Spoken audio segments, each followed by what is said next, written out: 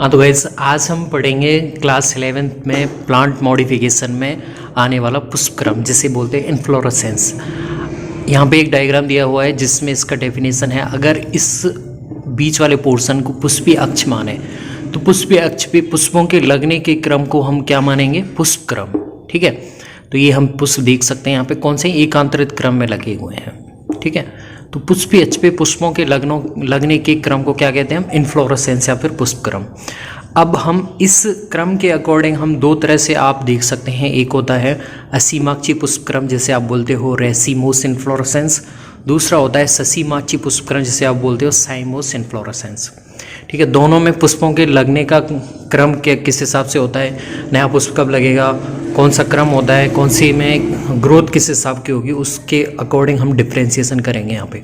तो सबसे पहले देखते हैं हम असीमाक्षी। तो यहाँ पे असीमाक्षी का डायग्राम दिया हुआ है। यहाँ पे देखिए ये आपका पुष्पीय अक्ष है। तो पुष्पीय अक्ष जिसपे इसे बोल सकते हैं आप शीर्षस्थ कलिका बोल सकते हैं। शीर्षस्थ कलिका की जो साइड में बनती है इसे क्या बोलेंगे हम? कक्षस्थ कलिका। ठीक है, तो शीर्षस्थ कलिका के टिप पर यानी कि अंतस्थ भाग पर कोई भी पुष्प बना हुआ नहीं है तो इसकी ग्रोथ कैसी होगी? असीमित होगी। ठीक है, लेकिन यहाँ पे देखिए ससीमाक्षी पुष्पक्रम में इसकी शीर्षस्थ कलिका है बीच वाली और इस पे पुष्प बन गया है।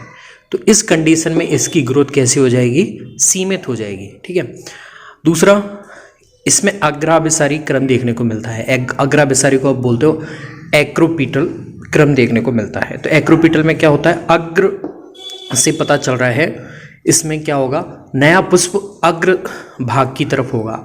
और अगर एक पुष्प के पुष्पीय पौधे की बात करें तो इसमें अग्र कहने का मतलब क्या है? हम ऊपर। ठीक है, तो ऊपर की तरफ कौन सा पुष्प होगा? आपका नया पुष्प होगा, जबकि नीचे की तरफ आपका पुराना पुष्प होगा। ठीक है, इन क्रमों के अकॉर्डिंग ही इन्हें डिफ्रेंशिएट किया गया है। जबकि यहाँ पे देखिए ससीमाक्षी क्रम में क्या है? नया पुष्प है वो नीचे की तरफ है और पुराना पुष्प ऊपर की तरफ है।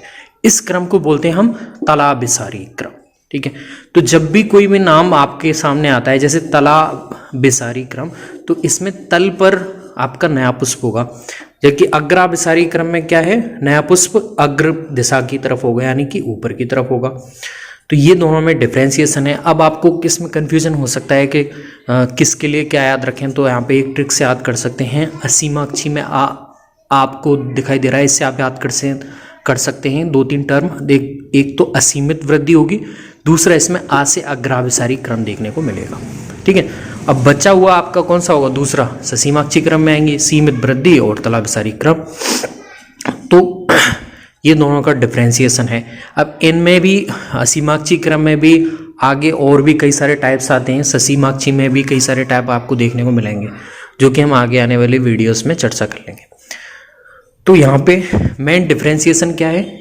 अगर पुष्पीय अक्ष के शीर्षस्थ भाग पे अगर कोई भी पुष्प उग जाता है तो उसकी वृद्धि कैसी हो जाएगी? सीमित हो जाएगी।